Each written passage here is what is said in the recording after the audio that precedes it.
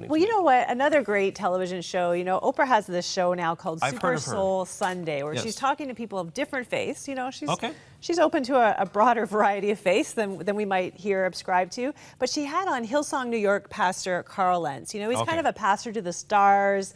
And she had him on the show, and they had an amazing conversation. They talked about race. Yeah, young guy. Yeah, absolutely. Yeah. And kind of rock and roll pastor like you. A little bit like you, Oh, yeah, Joe. we look exactly like.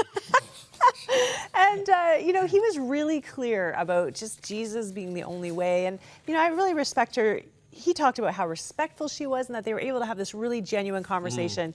And one thing that was really cool, Oprah said key to her life is waking up every day and thanking Jesus for loving me and then thanking him for all he has done. A lot of studies show that gratitude has incredible mental health impacts on you, incredible health impacts on you. I think that's great advice, actually, to wake up every day and acknowledge what God has given us and to thank him for it. Yeah, He's the source of every right. good thing in our life. Yeah, every morning, give thanks. I know a lot of people, when they wake up, first thing they do is, they go to prayer and they ask God to bless their day. They ask God for direction, for clarity, all kinds of stuff. Let me ask you a question, Cheryl. Okay. Have you ever prayed for something and God didn't answer it like right away within 5 seconds? Has that happened to you? Pretty much every time, yes. Okay.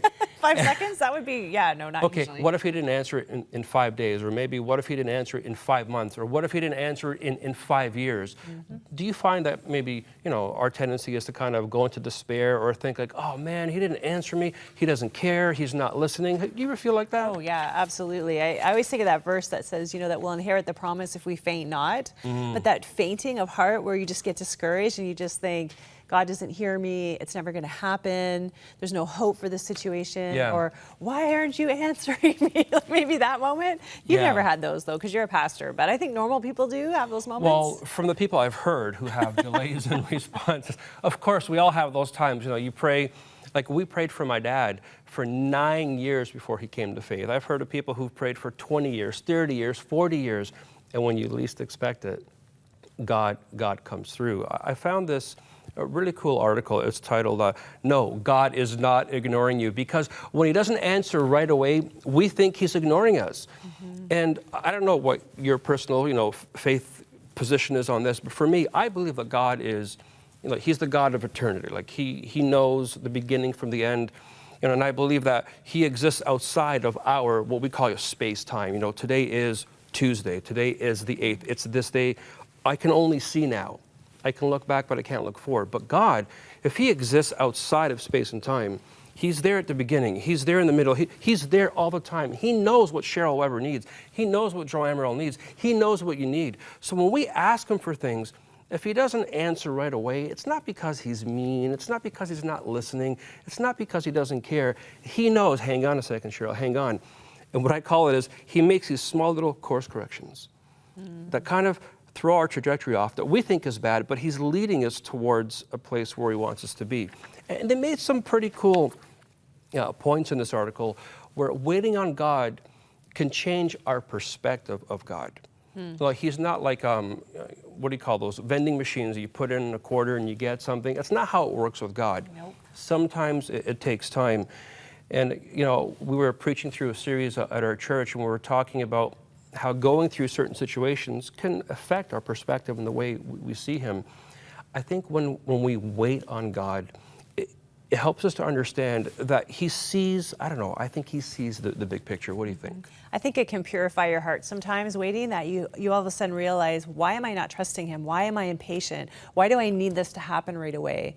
Why am I being shaken by circumstances? And I find that sometimes you don't really understand why God makes you wait or why he doesn't answer in the way that you asked him to answer, but in a totally different way until you look back. So much of my journey with God, I've understood better in the rearview mirror than I have looking ahead. Isn't that true? Sitting with God and saying, okay, I remember in particular, I was trying to go to Cambodia years ago for the first time to do a documentary on sexually trafficked girls. And I had a great relationship with Brian McConaughey of Ratnack.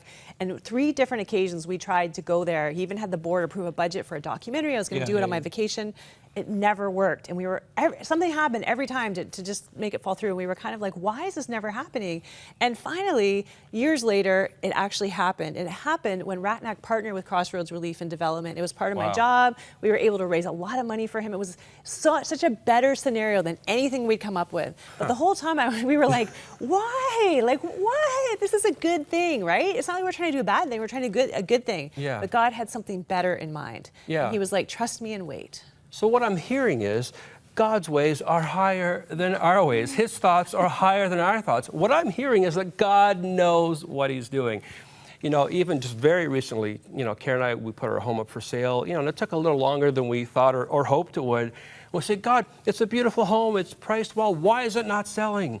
You know, in our natural, we want it to sell right away. And there was a delay. And now we know why, because the perfect home on the other end opened up for us. So as we wait on God and as we wait in God, he always has the best intent for us. You know, I was thinking about Joseph in the Bible, who was given this dream by God that he was going to rule. And the next thing you know, he's at the bottom of a pit. Yeah, and then in prison. Beaten and naked, waiting for death to come. And then he finally gets to the promised land, and he gets there, he's falsely accused by Potiphar's, daughter or wife, and he's placed back in jail.